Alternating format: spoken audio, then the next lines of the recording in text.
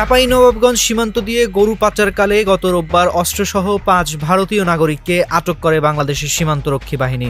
এরপর বিজিবির সঙ্গে কয়েক দফা পতাকা বৈঠক হলেও তাদের ফেরত দেওয়া হয়নি বলে জানিয়েছে ভারতের সীমান্তরক্ষী বাহিনী।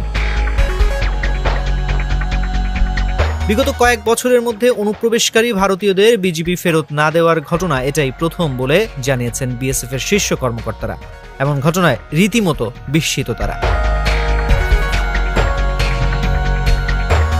জানা যায়, রোববার সকালে চাঁপাইনবাবগঞ্জের শিবগঞ্জ উপজেলার রঘুনাথপুর সীমান্তের পদ্মা নদীতে নৌকায় করে ৩টি গরু পাচারকালে অস্ত্রসহ ৫ ভারতীয়কে আটক করে বিজিবি।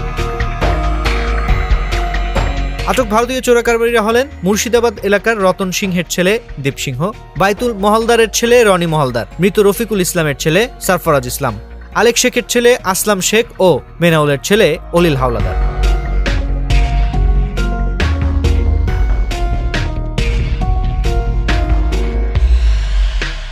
মঙ্গলবার ভারতীয় সংবাদ মাধ্যম হিন্দুস্তান টাইমসের খবরে বলা হয়েছে, গত রোববার ও সোমবার বিজিবি বিএসএফ এর মধ্যে কয়েক দফা পতাকা বৈঠক হলেও আটক ভারতীয়দের ফেরত দিতে রাজি হয়নি বাংলাদেশের কর্তৃপক্ষ।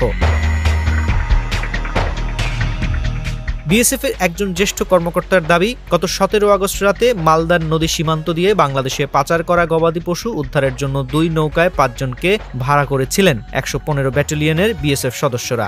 এ সময় একটি নৌকায় যান্ত্রিক ত্রুটি দেখা দিলে সেটি স্রোতের টানে ভেসে যায়। সেটিকে টেনে আনার চেষ্টা করেছিল দ্বিতীয় নৌকা, কিন্তু প্রবল স্রোতের কারণে উভয় নৌকায় অসাবধানতাবশত বাংলাদেশের জলসীমায় প্রবেশ করে। সেখানে এই ৫ জনকে আটক করে বাংলাদেশ বর্ডার গার্ড বাহিনী।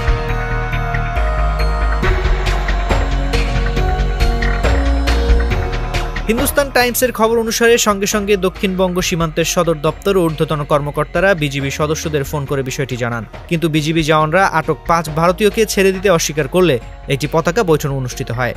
বৈঠকে বিএসএফ কর্মকর্তারা দাবি করেন, অনুপ্রবেশের ঘটনাটি দায়িত্ব পালন করতে গিয়ে ভুলক্রমে ঘটে গেছে। অনুপ্রবেশকারীদের কোনো খারাপ উদ্দেশ্য ছিল না, তাই ২ সীমান্তরক্ষী বাহিনীর মধ্যে সুসম্পর্কের স্বার্থে আটক ব্যক্তিদের ফিরিয়ে দেওয়ার অনুরোধ জানায় বিএসএফ। কিন্তু বাংলাদেশের বর্তমান পরিস্থিতির কারণ দেখিয়ে আটক ভারতীয়দের ফিরিয়ে দিতে অস্বীকৃতি জানান বিজিবি সদস্যরা। পরে ৫ অনুপ্রবেশকারীকে স্থানীয় পুলিশের হাতে তুলে দেওয়া হয়।